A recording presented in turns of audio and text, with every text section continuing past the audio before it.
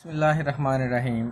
Dear students of class 10, today we are going to know about syllabus or paper breakdown of English class 10. It is important for you to know what we are to prepare and how we are to prepare and what is the importance of things we are reading for our paper. So I start.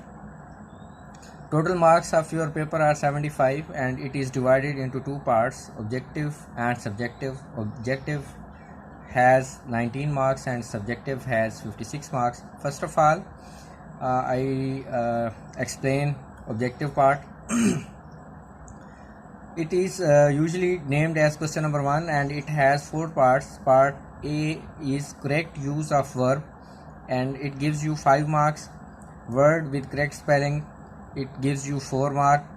Antonym, synonym, antonym, it gives you 5 marks. Grammar MCQs, it gives you 5 marks. So I explain some more. Correct use of verb.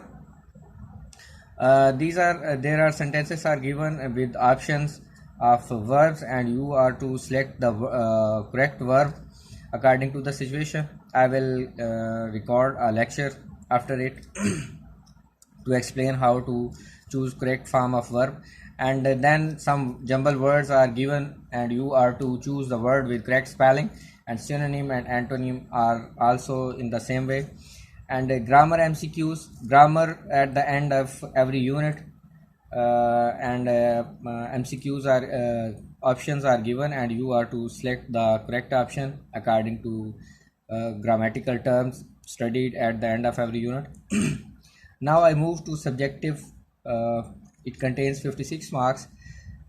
From textbook translation, you are given a paragraph and you are to translate from English to Urdu and it gives you 5 marks. There is a difference between translation of class 9 and class 10.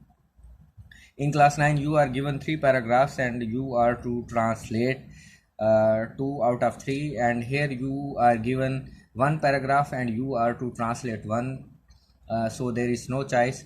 And then comes short questions. You are given 8 questions and 5 are to answer and it gives you 10 marks. Then there comes summary. 3 poems are given and 1 of them is given to summarize and you are to write the summary of the poem and it gives you 5 marks. Then essay. 3 topics are given to write essay on them and you are to select 1 of them to write and it gives you 15 marks. Then there comes pairs of words. 8 pairs of words are given and you are to make sentences using these words according to the situation and it gives you 5 marks.